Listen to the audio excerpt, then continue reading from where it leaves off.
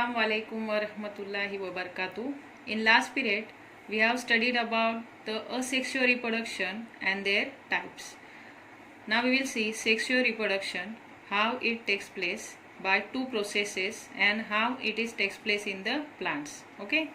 So see, in this sexual reproduction, there are about two steps. Total two processes or two steps are there. That two processes are number one, it is gamete formation.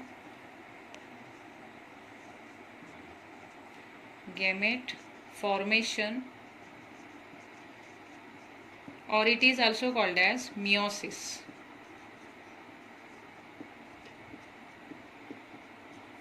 Gamete formation or meiosis is the first process which takes place in the sexual reproduction, and the second one is fertilization.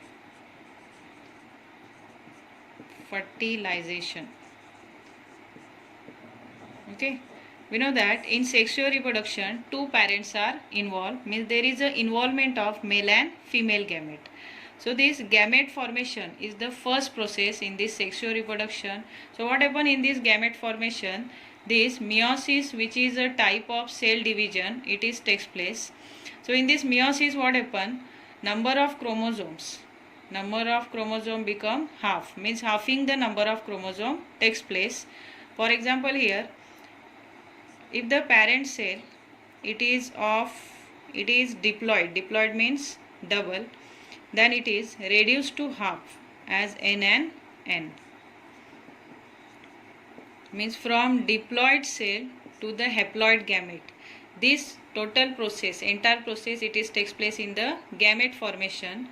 So haploid gametes, formation of the haploid gametes, in which the number of chromosomes become exactly half of that original one. Okay, so number of chromosomes become half, and here haploid gametes are produced, and it is also called as meiosis because it takes place by means of one of the cell division. Its name is meiosis. Two types of cell divisions are there, one is mitosis, another is meiosis.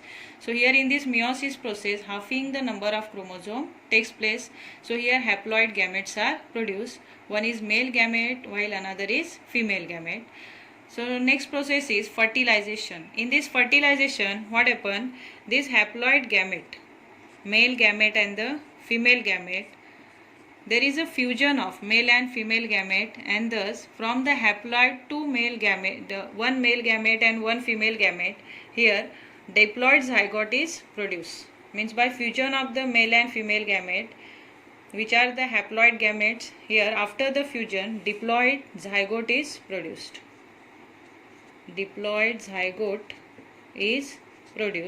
Then this zygote what happen, further it divide mitotically, means by mitosis.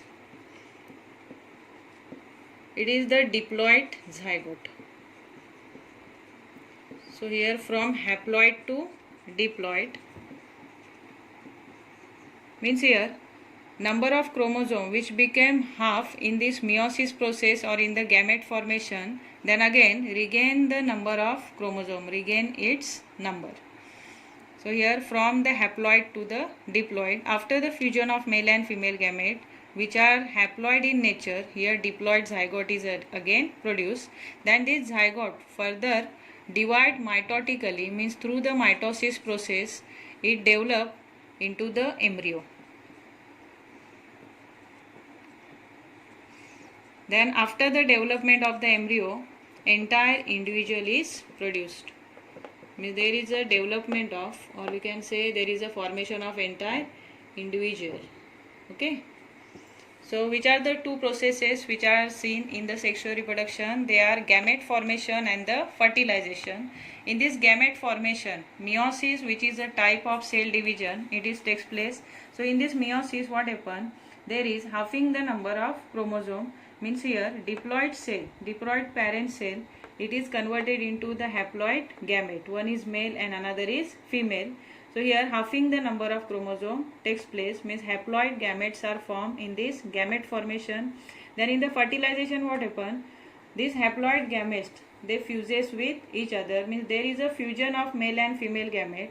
So again here after the fusion of haploid male and female gamete, here diploid zygote is produced. Then further this zygote divide mitotically, means in the process of mitosis, by means of mitosis embryo is produced, and this embryo further develop to form the entire individual. Okay, so in this way there are two processes which are seen in the sexual reproduction. Now we will see sexual reproduction in plants. So in the plants, flower is only the structural and functional unit of the sexual reproduction. So what is the structural and functional unit of the sexual reproduction in plant? It is flower. Okay, so first we will study about the flower, its reproductive parts, and how the fertilization or the sexual reproduction takes place inside of the plant. So this flower, it has total 4 floral whorls. How many floral whorls are there? 4 floral whorls. Out of this, first one is called as calyx. Second one is corolla. Third one is androecium. And the fourth one is gynoecium.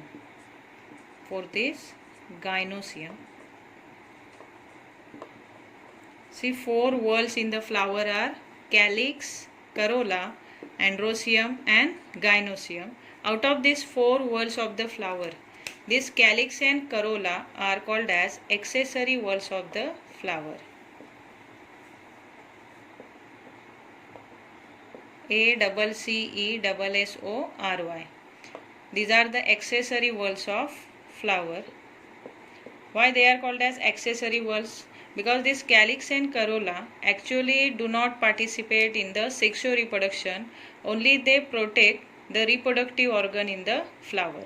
So the protection is only the function. Protection of the reproductive organ in the flower or in the plant, it is done by the accessory whorls, and that accessory whorls are calyx and corolla. Okay, next is androecium and gynoecium. These androecium and gynoecium, they are called as essential whorls of the flower.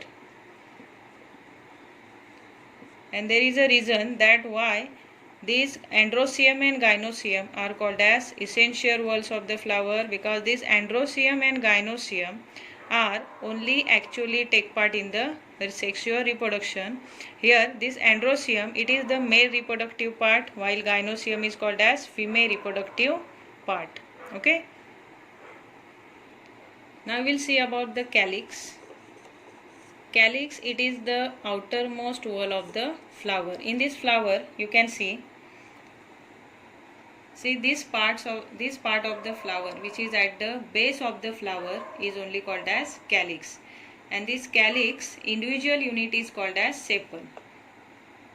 So individual unit of the calyx is called as sepal, and together that wall is called as calyx. So calyx is the outermost wall of the flower, and the individual member or individual unit of the calyx is called as sepal. And these calyx are green in color, and the function of this calyx is to protect the flower in its bud condition. Okay, at the same time as this calyx is in green color, it also take part in the photosynthesis process. Do you know photosynthesis process? Food of the plant is produced in the photosynthesis process, and for that chloroplast is required, and because of the chlorophyll pigment, this calyx is green in color, and due to this calyx take part in the photosynthesis process, and the second function is it protect the flower in its bud condition. So what is the individual unit of the calyx is called sepal. Okay, see here one member of this calyx is called as sepal. So these are the sepals. In some flower 5 sepals are there, while in some flower less than 5 are there. Okay, now we will see next one, that is corolla. Next is the corolla. We know that this colorful colorful and attractive part of the flower is only called as corolla. So this corolla is colorful and attractive part of the flower, and this corolla's individual unit or individual member of corolla is called as petal. And these petals are colorful as well as scented, and they are attractive, and because of this colorful, attractive and scented part of the flower, this flower can attract the insect towards itself. So why this flower required insect for this sexual reproduction? Because here pollination is the first process in the sexual reproduction.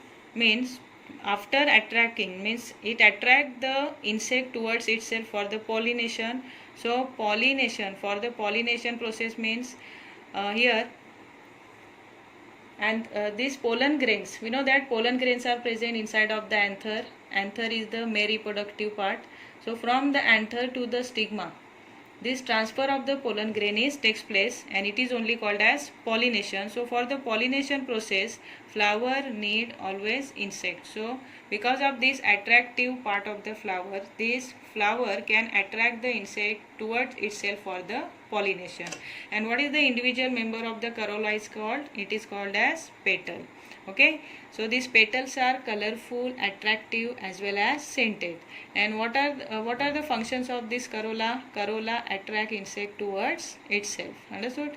At the same time, it also protect the female reproductive organ which is present at the center of the flower. Got it? Now next one is androecium. Next is androecium. This androecium, it is nothing but the male reproductive part of the flower. Okay, so male reproductive part of flower is called as androecium, and the individual member or the single member of this androecium is called as stamen. What we call for it? Stamen. So what is the individual member of the androecium is called? It is called as stamen. So in this stamen, see, we can see these members of the stamen in this flower. See, 1, 2, 3, 4, 5 and 6. These are the stamen. These are the androecium actually. It is the wall called as androecium, and the individual member or individual unit of the androecium is called as stamen. So these are the stamens. Understood? So which parts are there in the stamen? See, stamen is made up of main two parts. With that two parts are these. At the tip we can see the stamen, we can see the anther, and anthers are bilobed. Here I will show you. See, the stamen parts are, one is stalk. Stalk of stamen is called as filament. What we call for it? Filament. So filament is nothing but the stalk of this stamen, and here at the tip of the stalk or at the tip of the filament there is a bilobe anther. Okay, so bilobed anther and the filament are the two main parts of the stamen. And inside of the anther, pollen grains are present. We know that pollen grains are required for the sexual reproduction because in each pollen grain there are two male gametes. One is male and another is female gamete. So in this androecium individual unit is stamen, and in that stamen two main parts are there. One is filament, which is a stalk of this stamen, and at the tip of the stamen there is a bilobed anther. Why it is called as bilobe? See, because it is like this, means two lobes are there, one as well as two, means it is divided into two equal parts. So it is called as bilobe. Two lobes are there. It is made up of two lobes. That's why it is called as bilobed anther. And the function of this anther is it stores and produces the pollen grain inside it. Pollen grains are the dusty yellowish color part, and this dusty yellowish color part where they produce and store, they store and produce inside of the anther. Okay, and in each pollen grain means in single pollen grain there are always two male gametes. Understood? So it is the androecium. Now next one is gynoecium. So gynoecium, it is also the essential wall of the flower. We know that androecium and gynoecium are the two essential walls of the flower, And this gynoecium, individual member or individual unit, is called as carpel. What we call for it? Carpel. So see, in this carpel, in this flower you can see at the center of the flower, see, at the center of the flower there is a carpel. So individual member of the gynoecium is called as carpel, and carpel is made up of three different parts. With that three different parts of the carpel are, see, at the tip there is a stigma. Okay, at the tip there is a sticky nature stigma, and the stalk of this carpel is called as style. What we call for it? Style. Okay, so stalk of the carpel is called as style. So this carpel, it is made up of three main parts, three different parts. That three different parts are, stalk of the carpel is called as style, and at the tip of the stalk or at the tip of the style there is a sticky stigma. There is a sticky stigma, and at the base of the carpel, which is a swollen, see here, it is a broad or swollen at the base, and this basement which is swollen or the broad, this part of the style, this part of the carpel is called as ovary. At the base of the style, it is called as ovary. Then inside the ovary, two or more ovules are there. What are stored inside of the ovary? Inside of the ovary, two or more ovules are there, and in each ovule there is a one female gamete, that is the one egg cell, and two haploid secondary nuclei. Okay, or the polar nuclei, so you can say. So what is present inside of the ovary? Inside the ovary, ovules are present. Ovules are present. Two or more ovules are present inside the ovary. Then in each ovule, one egg cell. Egg cell means female gamete. Okay, so egg cell, it is nothing but the female gamete. So where this female gamete is present? Female gamete is present inside of the ovule, inside of each ovule, and that ovules are present inside of the ovary. So ovary contain two or more ovules, and in each ovule there is one female gamete, that is called as egg cell. At the same time, inside of each ovule there are two haploid nuclei, or it is also called as secondary nuclei. Haploid nuclei or the secondary nuclei. Okay, so two haploid nuclei and one egg cell is present in the each ovule. So what is present in each ovule? Two haploid nuclei and one germ cell, that is the female germ cell, or it is also called as egg cell. Understood? See the functions of each part of the carpel. Here carpel has three main parts: stigma, style and ovary. So stigma, it is sticky in nature, and because of the sticky nature of the stigma, the pollen grains which are deposited on the stigma, they stuck easily towards the stigma, or they deposited easily on the stigma because of the sticky nature. Okay, and what is the function of this style? Is this style only support the stigma, and this ovary, inside of the ovary there are two or more ovules, and in each ovule there is a one female gamete, that is the egg cell. At the same time, two haploid polar nuclei are also present. Okay, so these are the functions of the parts of the carpel. Carpel has three parts: stigma, style and the ovary. See, flowers are of different types. Here first, based on the presence of the pedicel, or it is also called as the stalk of flower, stalk or the pedicel. Flowers are of two types. One is, if there is a stalk at the base of the flower, for example rose, correct? So rose flowers has base, at it has a stalk at its base. So this rose flower are called as pedicellate flower. Which type of flower? Pedicellate flower.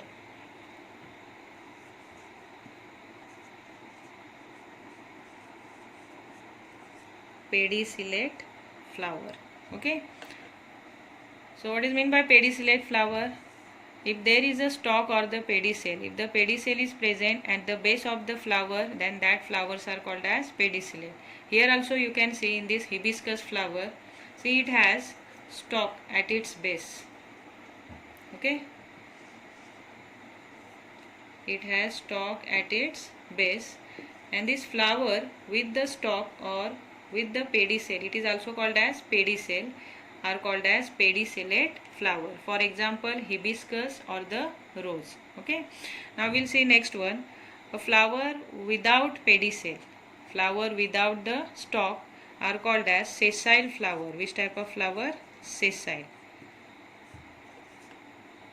So what is the meaning of sessile flower? Flower without pedicel or without stalk are called as sessile flower. For example, if you can see sunflower, this sunflower directly arises from the stem.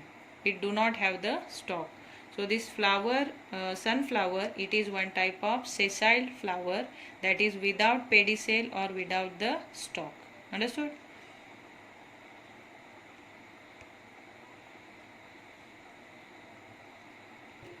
Again see here, based on how many, means number of reproductive organ present in the flower, there are two types of flower. If in a flower at the same time both the reproductive organs are present, means male as well as female, if androecium and gynoecium, both these whorls are present in the same flower, then that flowers are called as bisexual flower. Bisexual flowers. An example is hibiscus, because in this hibiscus, in same flower at the same time androecium and gynoecium, both the floral whorls are present, means both the reproductive organs are present at the same time. Bisexual. For example, hibiscus. Then next is, and the next is unisexual flower. So in this unisexual flower, as the name itself, uni means only single, so only single gamete is present. It may be male or female, means either male or female gamete or male or female reproductive organ, if it is present in the flower, then that flower is called as unisexual flower, means only one reproductive organ, either androecium or gynoecium, is present in the flower, then that flowers are called as unisexual flower. For example, papaya. Okay, papaya is the example.